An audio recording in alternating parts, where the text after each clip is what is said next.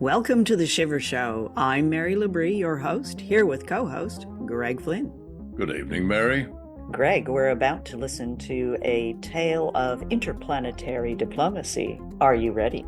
Mary, from what I understand, the embassy's a tale of aliens coming to Earth, and I have to assume it's just for a quick visit to say hi and share some tips on how to make the universe a better place. So I can picture these creatures from outer space. You know, they're going to be charming and not at all scary, because fingers crossed, you know how easily frightened I get. So let's listen up. Adventures in time and space, told in future tense. Dimension X.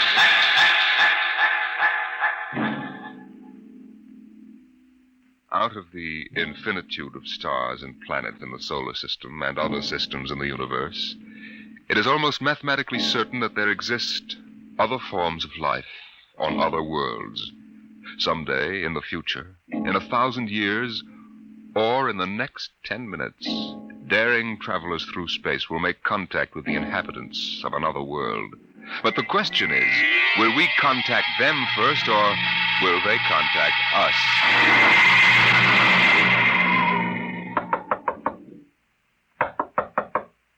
Come in. This is Broderick's private detective agency. Check. My name is Graffius of Springfield. I would like to see Mr. Broderick. Check. What is it, Dolan?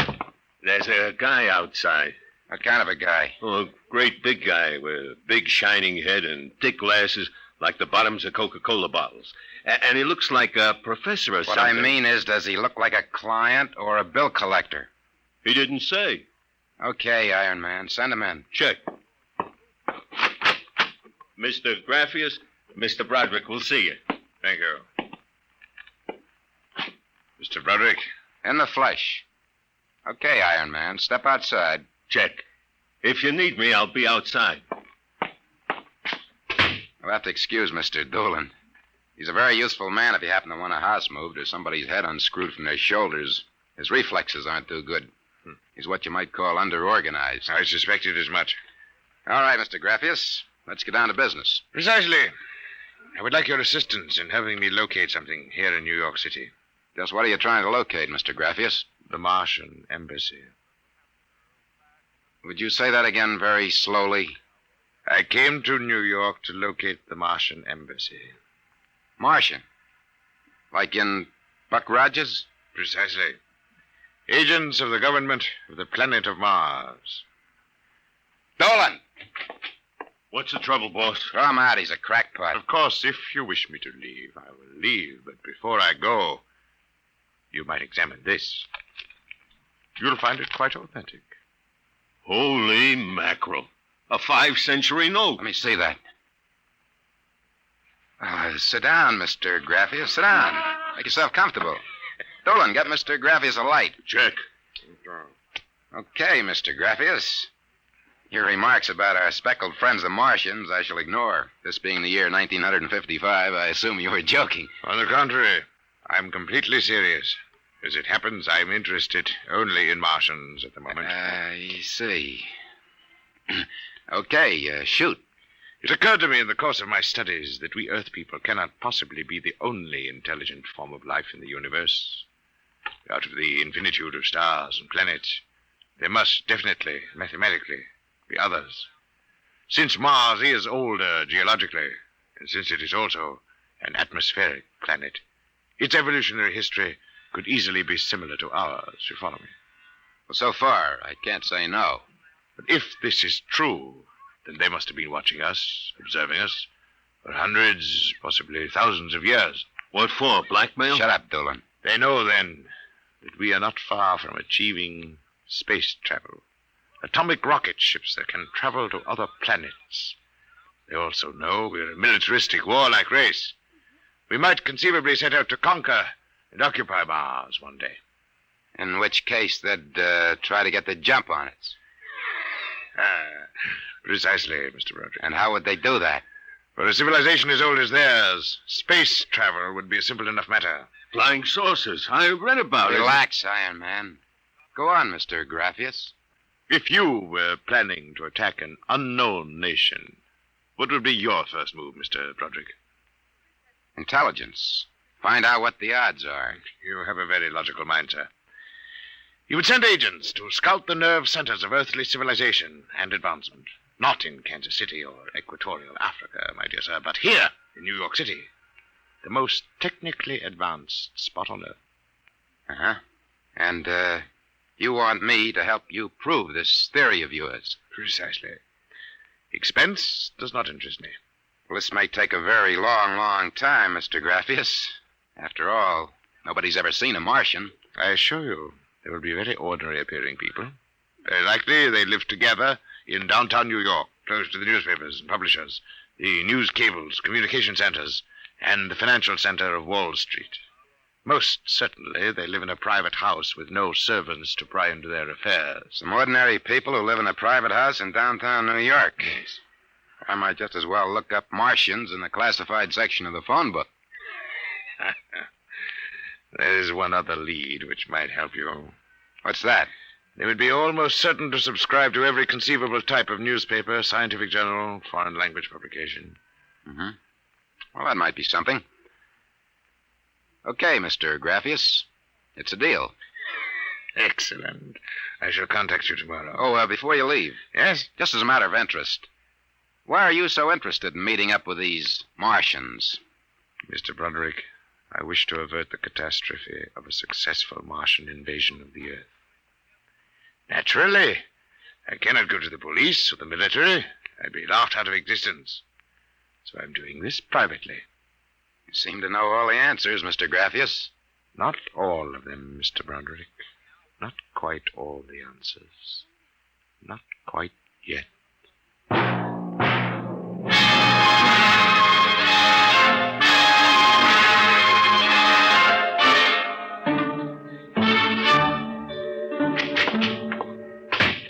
Hey, boss.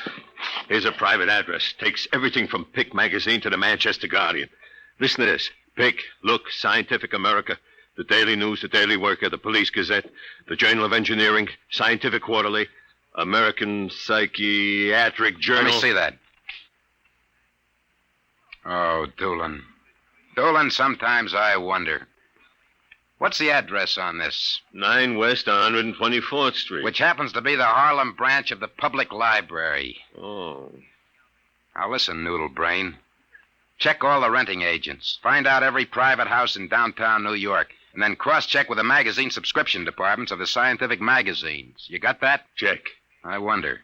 Boss, what's the sense of all this? We know there ain't no Martian embassy in New York. This crackpot is paying us $100 a day, and we got to keep him happy. You understand? Yeah. Also, I've got a hunch that Mr. Graffius isn't looking for any Martian embassies. He's looking for something quite different. I'll start making with a telephone.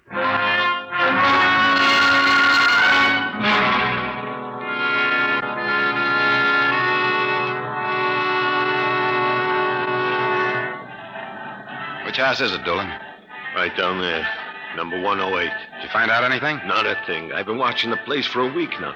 Nobody comes out. Nobody goes in. I asked around. Nobody knows nothing. You ain't been blabbing around the neighborhood that we're looking for the Martian embassy, have you? Boss, I'm stupid. But I ain't that stupid. Who'd you talk to? I struck up what you might call a casual acquaintanceship with those 2 girls standing with the baby carriages up the street. The cute one is real cute. Now, look, Doolin, don't try to do anything intelligent. Just keep walking up and down. See? Check.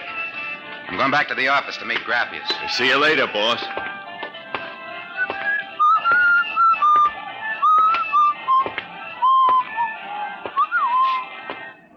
Hiya, beautiful. Hiya, Flatfoot. How did you know I was a detective? Your socks are bagging at the arches. Well, stick around, beautiful. I'll be back in a few minutes, and we can make some beautiful music together. Listen to Romeo, Helen. The name is Doolin, honey. Iron Man Doolin. Your line is getting rusty, Iron Man. What do you want to fool around with him for? He reminds me of my husband. Just a big, good-natured slob. Helen, look. Oh, hey, Doolin! Doolin, look out! Look out!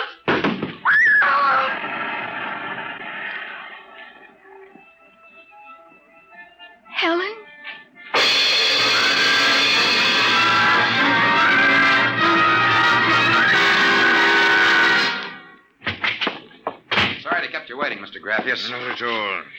Doolan found a house down in Greenwich Village, privately rented. Number 108 Conklin Street. Nobody seems to know anything about who lives there, except that they subscribe to every paper and scientific journal put out. And also they have a peculiar antenna on the roof. You don't suppose your Mr. Doolan will try to get inside the house? No, he knows better. Mr. Broderick, I assure you, if that place is the Martian embassy... Doolan can take care of himself. Still, I wish you had informed me before. Well, that's probably him reporting back now. Excuse me. Hello. Yeah, speaking. Doolan? Yeah, he works. What? Oh, no. No, I can't think of any. Yeah, sure, okay. Yeah, I'll be right down. Okay, Lieutenant. Yeah, right away. Something the matter? Doolan is dead, Mr. Graffius. What? They found him splattered all over the sidewalk in front of number 108 Conklin Street. How did it happen? There were some witnesses. They said a building cornice dropped on him. The cornice? But how? It fell off the building next to 108, right on top of him. Come on, we can get a cab. I have to identify the body.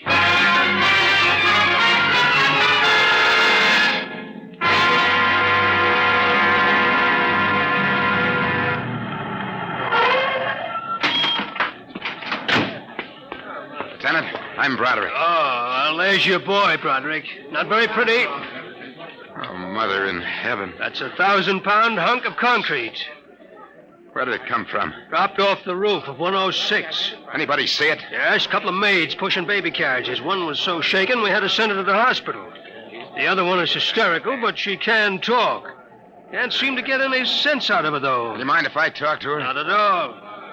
I'll be back in a minute, Graffius. I'll wait here. She's standing right over there with the patrolman on the beat. Hanson. Yes, sir? This guy wants a few questions with the girl. Please, I told you what I saw. How many times I gotta tell you? Yes, the dead man was a personal friend of mine. Would you tell me what happened, please? Helen and I were standing in front of Rathman's candy store up on the corner. We both had the babies out. I worked for Mrs. Gillian on Washington Square North. He said hello and joked a little. Then he walked down the street just like he's been doing all week. Hadn't taken more than a few steps. What? Please, miss. It's very important. I tell them, but they don't believe me. What do you tell them? How it happened. Tell me. It's too awful. Please. Well,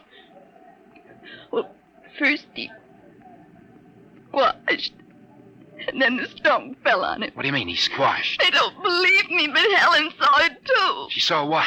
First, he squashed. Then it fell on him. He was mashed flat before it even hit him. Now, look. That's the story, Broderick. Please, let me alone. Let me go home.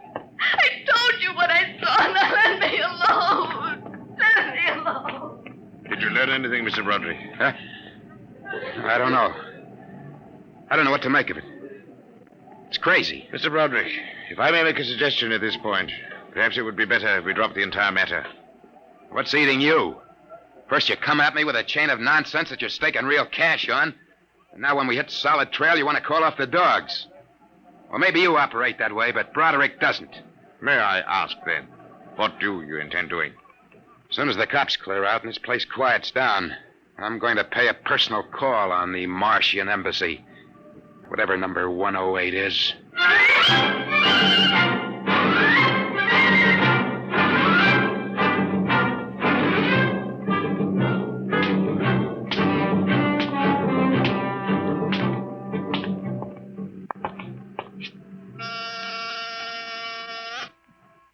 Whatever you are, open that door. You got 2 heads or 10 fingers. I'll drill you like a platoon of rookies. Yes? Oh. Well, young man, Excuse me, ma'am.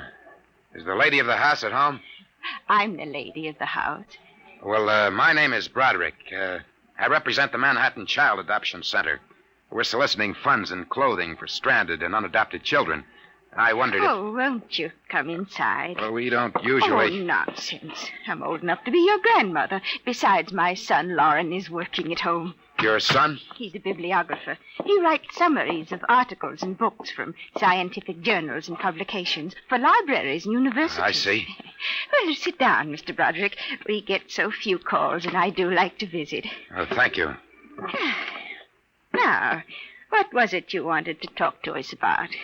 Oh, well, I wondered if you or your son... There's nobody else living here. No, just Lauren and I. I'll have to ask him about the contribution, but I'm sure he'd like to. Good. Thank you very much. I'll send a representative to collect... Oh, please stay a moment. I was just about to have tea. Let me pour you a cup. Oh, no, thanks, really. No, young man, I insist. Well, thank you. I was getting awfully tired of having tea by myself every afternoon. You know, I'm not very much of a tea drinker, but this seems to have a strange taste. It's my own recipe. The secret is in the brewing. It's sweet. It almost metallic. It takes a few sips to get used to, like olives. Uh-huh. Well, I think I better be running along. Oh, but you haven't finished your tea, Mr. Broderick. I better be going. I'm late. Oh, you're not being very polite. Do finish your tea. No, really, I feel funny. Oh, I'll call Lauren. No, I'm leaving. I feel dizzy. Oh, I'm sure Lauren can help you. I'll call him. Oh, no, don't bother. But I must. Besides, you aren't well. Tea. Lauren! Gotta get out. Lauren, hurry. Got it out of my way. No, you must stay. It drugged my tea. Let go my arm. Lauren! Let go. Gotta get out of here. What heaven? The other one, that Broderick, he was here. I drugged his tea. He got away. Fool, idiot. Go after him. Use the pressure ray. Risk another murder on our doorstep. Are you insane? He suspects. We'll have to take our chances. We'll have to think of some other way. How did they find us? I don't know how, but I'm certain someone else sent them. Who? I don't know. I'm afraid to let myself think. It might be them.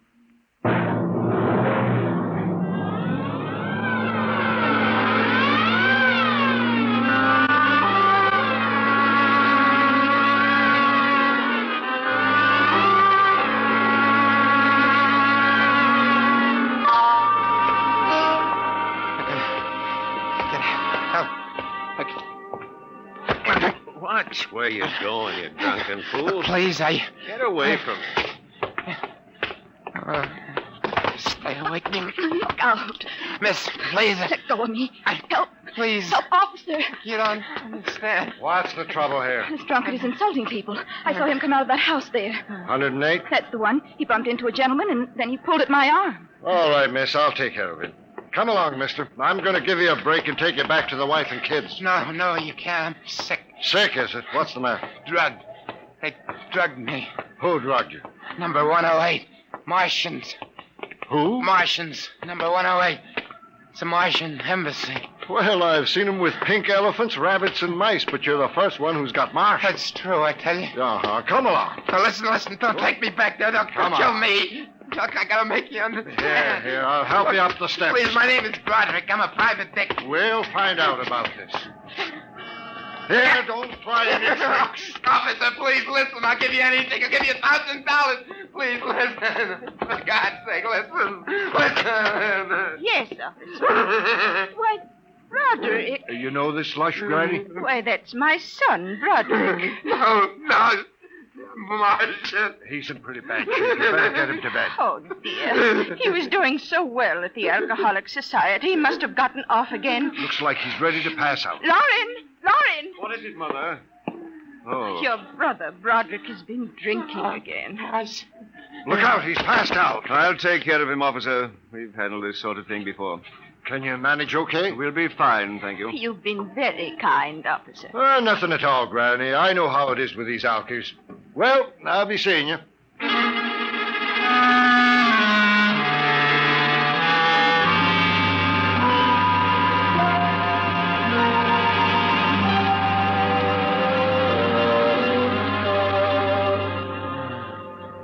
Martian embassy. Martian. Oh, my head. Oh, Mr. Broderick is regaining consciousness, Mother. What happened? Oh, I can't get up. Do not struggle, Mr. Broderick. It'll be impossible for you to rise from that chair. The pressure from this ray will keep you there. Ray? What? Who are you? You've already guessed, Mr. Broderick. You mean this really is the... Martian Embassy, yes. You have the honor to be the first prisoner of the Imperial Government of Mars. Prisoner? Yes. After the invasion, of course, you will all be our prisoners. Hey, look. What sort of a business is this? No business, Mr. Broderick. As your people will soon find out. Our preparations for invasion are nearly completed now. As soon as we give the signal, our armed forces will launch a surprise attack. And then the Earth will be ours. You're crazy. Not half as mad as you, Mr. Broderick, to come muddling so foolishly into our affairs. That was a fatal mistake. So, Julian's death was no accident, then? Assuredly not. We found it necessary to use a pressure ray on your friend. The block of concrete was an afterthought. We thought it might help to avert suspicion. All right. What happens now? If you cooperate, you can look forward to a quick, painless death like your friend, Mr. Doolin. And if not? This pressure ray has many delicate adjustments. It can move a pin, or it can crush a boulder.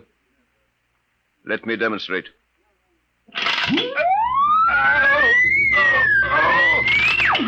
You see, Mr. Broderick, as if an invisible vice were crushing you. What do you want? The name of your client.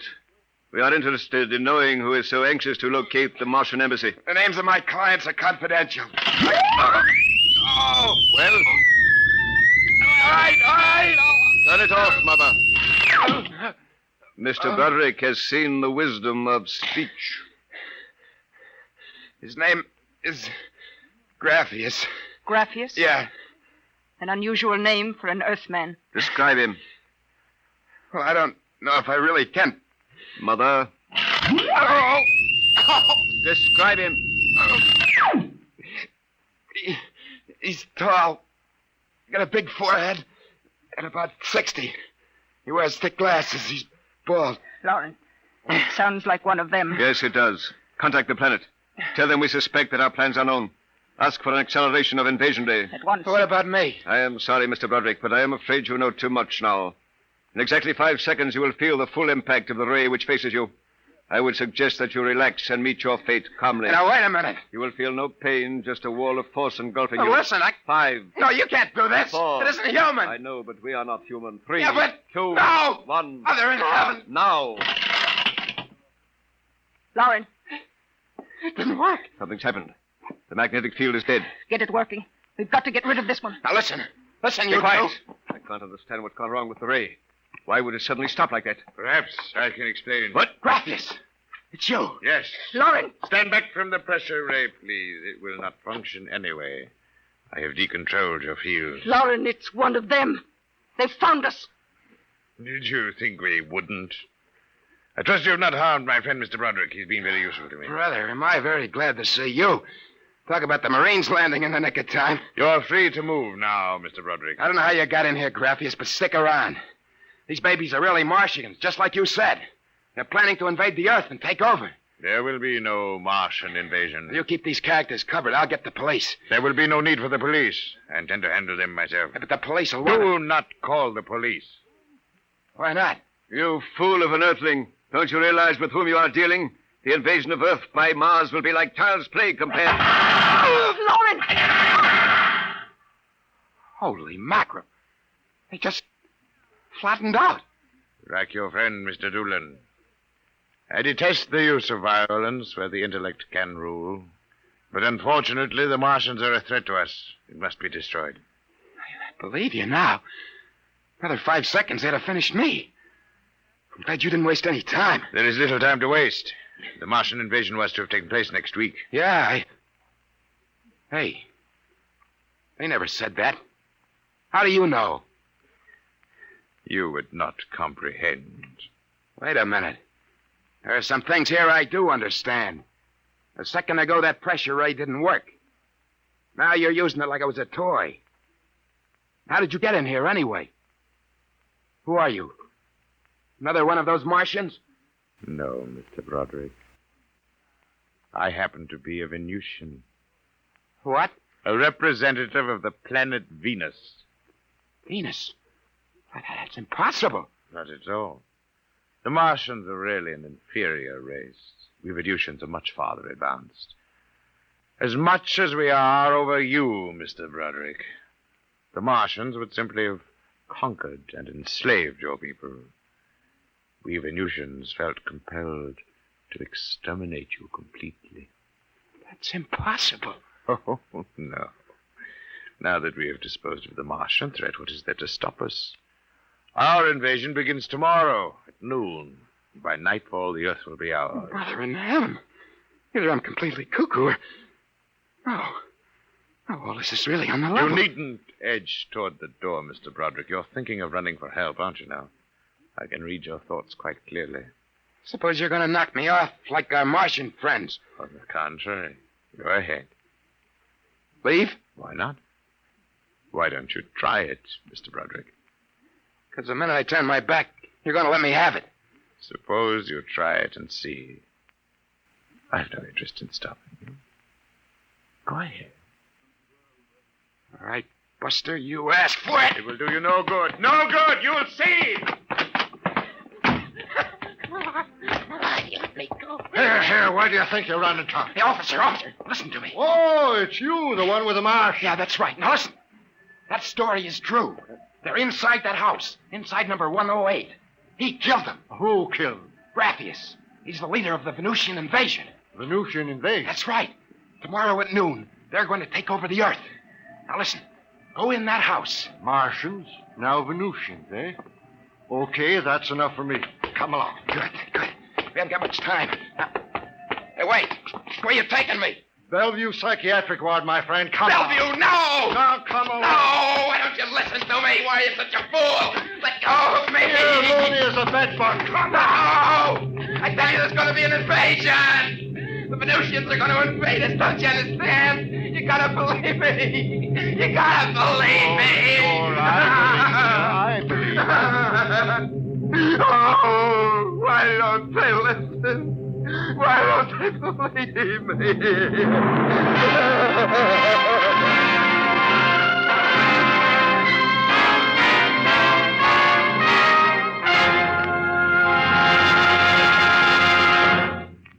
You have just heard another adventure into the unknown world of the future, the world of Dimension X.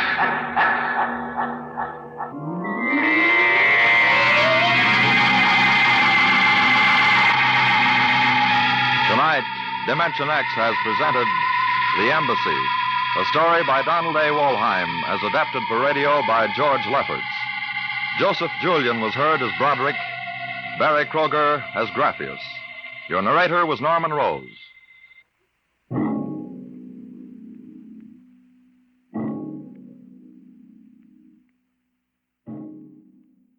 Yikes. Is it safe to come out from hiding under the studio desk? I think so. I'm terrified. I'm terrified. First of all, we have the Martians who want to enslave us. Then we have the Venusians who want to kill us. Where's all the love gone in terms of interplanetary relations? That's what I want to know. Yeah, you always think that humans are the basest of bipeds, but apparently not. No, I much preferred the Martians who featured in a previous episode of the Shiver Show. That was the Martian Chronicles, based on stories by Ray Bradbury. They were civilized Martians. These Martians, not so much. Not so much. Yeah, those Martians had wine trees, which is a very nice idea. And singing books and beds made of mist. These Martians are just holed up in some crummy hotel somewhere in downtown New York. They are. Obviously saving on costs, cost savings. Nevertheless, it's a genre-bending story, if I can put it like that. We've got crime, sci-fi, and with all that screaming, a touch of horror, all seamlessly stitched together. Was it bending or blending? Well, I said bending, but I'll go with blending as well. Bending and blending. So we've got the thing I found really interesting about this was initially I was thinking, okay, you're setting up an embassy on Earth, the Martians have, and I usually think of as an embassy as a place where a government, a foreign government, sets up a location in the other country or planet in this case, as a way of establishing goodwill and perhaps maybe a bit of trade. But this embassy clearly doesn't have that as a remit. No, no, and also it's slightly disturbing that they actually are Earthling-like in shape and form, etc. I like a someone from outer space who looks like they're out of the X-Files, with those rather goofy eyes and the extended heads or tentacles or those types of things. Mm. But to have them humanoid is a bit off-putting. Yeah. So it's a bit scary. So we are also told by narration, Mars is an older civilization than Earth, so they're more advanced, and therefore they have a pressure ray, which is a weapon we don't have here, obviously. No, it's a squashing. I was wondering what that was all about. So when that woman in the street was telling the coppers about the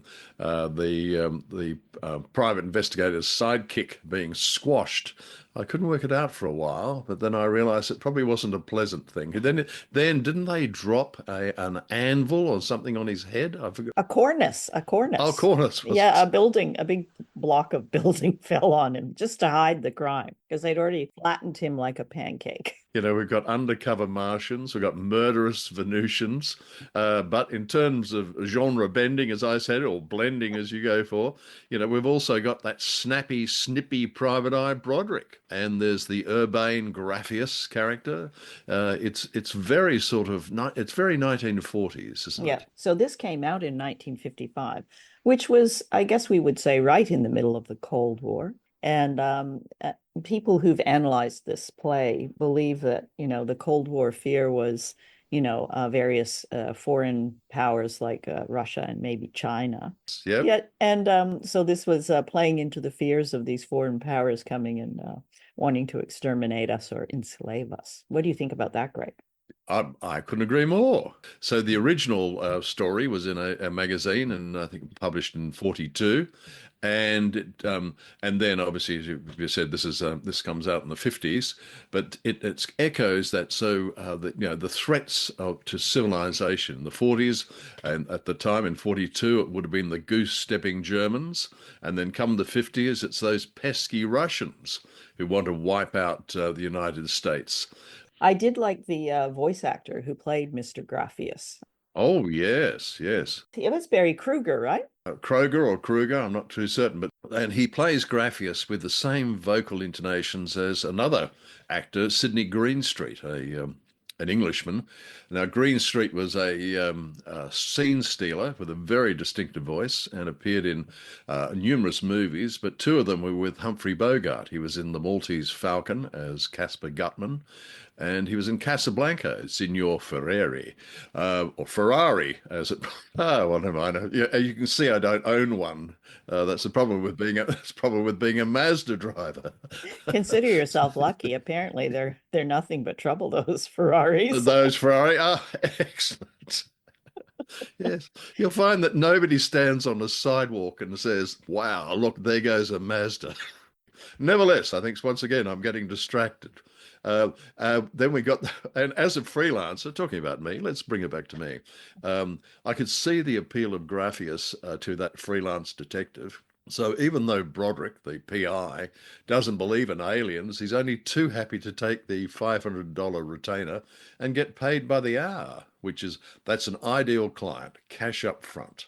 I liked how they called the $500 bill they said a 5-century note, right? Yeah. Yes. Yeah, I thought that was a cool expression. I hadn't heard that one before. Well, the dialogue, did have a whiff of being, 70 years old. There's the radio audience would have got that reference when Graphius tells Broderick, "I came to New York to locate the Martian embassy," and the detective says, "Martian, like in Buck Rogers." So I don't know. I'm not certain a lot of audiences these days get the Buck Rogers references, but you would as a sci-fi. The other voice actor I really liked was Joseph Julian, who played Broderick. So he had a lovely voice also. Did you enjoy that? I did. And I was slightly troubled to read. Well, like numerous people in the arts, Julian was persecuted by Senator Joseph McCarthy and his cronies who were hunting down alleged communist sympathizers. So there was a lot of people in the entertainment industry. And in his particular case, Julian was named in a publication called Red Channels, which outed those alleged communists.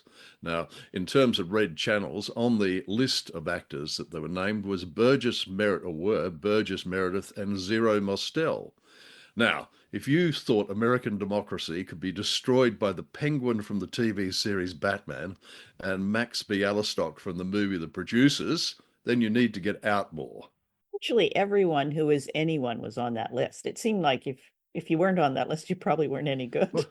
Well, exactly. It looks like over the months that we've been doing the Shiver Show, it looks like half the actors are on that list. These poor blighters, their careers could be destroyed. And writers, right? Yeah, and writers. Yes, indeed. Yeah. But there was also, we have the narrator, Norman Rose, who was known as the voice of God by his colleagues. And for American listeners, he was also the narrator's voice in the Juan Valdez Colombian coffee television commercials, which apparently is a famous brand, not something I know of. Do you know that Juan Valdez Colombian coffee? I can see that ad. He's wearing a nice white Panama hat. And then he says something, beautiful voice. So his voice, you just can tell that his voice is like the coffee itself. Right. Well, that indeed was Norman Rose and not somebody from Colombia, which is not unlike our friend Barry Kroeger putting on that Sydney Greenstreet voice. In general, I would just have to say this was a fun romp. The writer who wrote the script, George Lefferts, if you pronounce it like that, was working from original story by Donald Wollheim. And in the original story, as I mentioned, came out in a magazine, Astounding Science Fiction, in 1942. But the original writer, Wollheim, was also a publisher who formed a science fiction club called the Futurians, who had outstanding sci-fi writers such as Isaac Asimov, who wrote the Foundation trilogy, and James Bliss, who was commissioned by Bantam Books to adapt episodes of the Star Trek series into book form. Mary, so you're a Trekkie. Have you read the books? I haven't. Ah, okay. We're moving on. Moving on. Perhaps I should. Perhaps an indication I should give you a heads up when I'm about to ask you a question. Moving on from that, another sci-fi writer, Robert Silverberg, said Wollheim was one of the most significant figures in 20th century American science fiction publishing. So he certainly had a solid background, but in this story, perhaps a little scatty towards the end. Yeah, maybe this was a warm-up story. I thought this was fun. I didn't think it was particularly deep and occasionally amusing. And I did occasionally have my puzzled face on when I was listening to it, but generally I thought it was pretty fun. I have to say that I did enjoy a couple of the characters. I liked the Martian woman there with her come in and have a nice cup of tea approach, which reminded me of another Shiver Show where we had a radio play called The Landlady. So what is it about drugged tea that's so appealing when offered by insistent strangers? Makes me think I'm not going to accept beverages from any strangers going forward. I couldn't agree more. My pro tip was when a creepy mother and son offer you a cup of tea, in the words of Nancy Reagan, just say no. If you think you're in a Martian embassy, you need to be particularly careful because they have a pressure right as well.